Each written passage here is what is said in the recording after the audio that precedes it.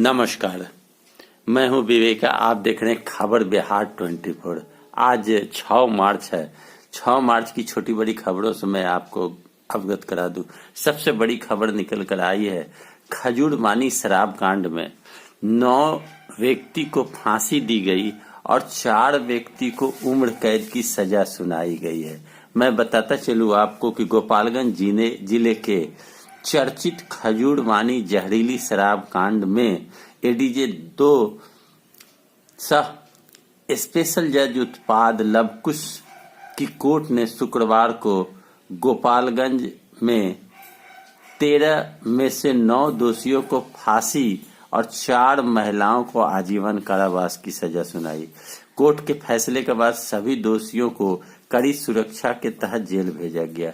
मैं आपको बताऊं कि 26 फरवरी को 14 में से 13 लोगों को दोषी ठहराया गया था।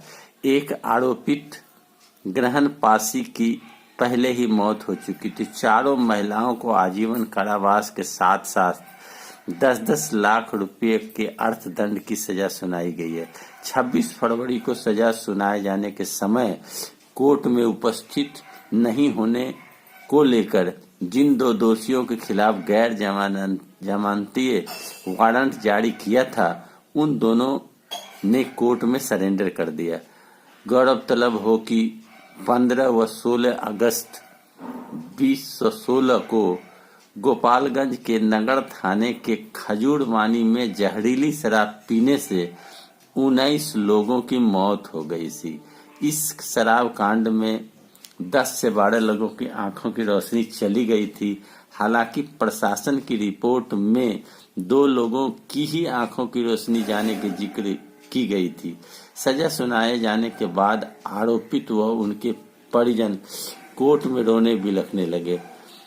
15-16 तारीख को 16 को नगर थाने के खजूरमानी में जहरीली शराब पीने से 19 लोगों की मौत हुई थी और 10-12 लोगों की आंखें चली गई थी।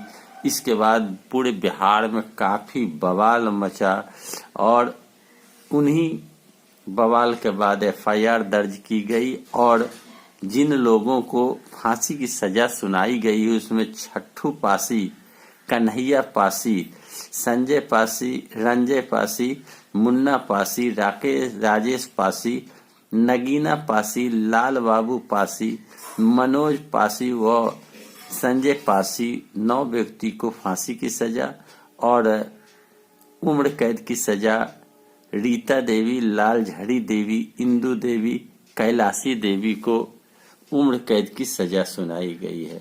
यह बड़ी घटना थी। इस घटना पर निगाह सबकी लगी हुई थी कि क्या होता है नहीं होता है। अब मैं दूसरी खबर की ओर आपको ले चलूं तो यह खबर कटिहार जिले के अंदर से निकलकर आई है।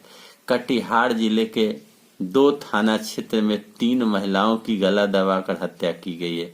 इसमें एक हत्या गुरुवार की रात और 2 वारदातें शुक्रवार की है। घटना मुफस्सिल थाना क्षेत्र के हाफलागंज व बारसोई प्रखंड के आबादपुर और सरस्वती पाड़ा की है। बताया जाता है कि हाफलागंज में विवाहिता साक्षी देवी, जिसकी उम्र 22 वर्ष की थी, पारिवारिक विवाद हुई। उसके पिता पूर्णिया जलालगढ़ के एकनवा निवासी सुशील प्रसाद मजूमदार ने पति विवेक शाह, देवर सोनू शाह, सास विमला देवी, ससुर दिलीप शाह पर केस दर्ज कराया। पुलिस ने विवेक को गिरफ्तार कर लिया है और वहीं बारसोई में खेत में विवाहिता मंगनी खातून का उम्र 22 वर्ष का शव मिला। वह गुरुवार को मायके आई थी। मृतक की मां के बयान पर अज्ञात पर केस दर्ज किया, जबकि नगर पंचायत के सरस्वती पाड़ा में बीएसएनएल टावर के सामने हिरोला कुमारी दास 31 वर्षीय की हत्या कर दी गई। मृतक के पिता ने पति, सास, देवर अन्य पर मामला दर्ज किया। उधर छात्रों के लिए एक रिपोर्ट निकल कर आई है कि केंद्रीय माध्यमिक शिक्षा बोर्ड ने शुक्रवार को 10वीं और 12वीं की बोर्ड परीक्षाओं की तारीखों में बदलाव किए हैं।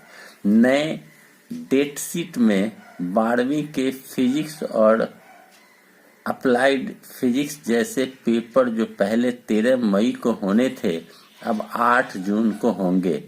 12वीं गणित की परीक्षा जो पहले 1 जून को होनी थी अब वह 31 मई को होगी। वहीं 10वीं की गणित परीक्षा जो पहले 21 मई को होनी थी अब उसे 2 जून कर दिया गया है। 10वीं के छात्र अब 21 मई को विज्ञान की परीक्षा देंगे। इस बार बोर्ड परीक्षा 4 मई से शुरू होगी।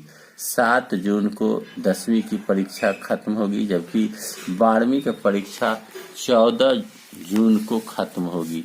उधर निकलकर मामला सामने आया है कि बिहार के लाल सुशांत सिंह राजपूत की मौत में कई तरह की बातें निकल कर आई, लेकिन रिया चक्रवर्ती समेत 33 के खिलाफ आरोप पत्र दाखिल किया गया। मादक पदार्थ नियंत्रण ब्यूरो ने अभिनेता सुशांत सिंह राजपूत की मौत से जुड़े मादक पदार्थ के मामले में शुक्रवार को यहां एक विशेष अदालत में आरोप पत्र दाखिल किया गया, जिसमें अभिनेत्री रिया चक्रवर्ती, उसके भाई सौबिक सहित 33 लोगों के नाम हैं।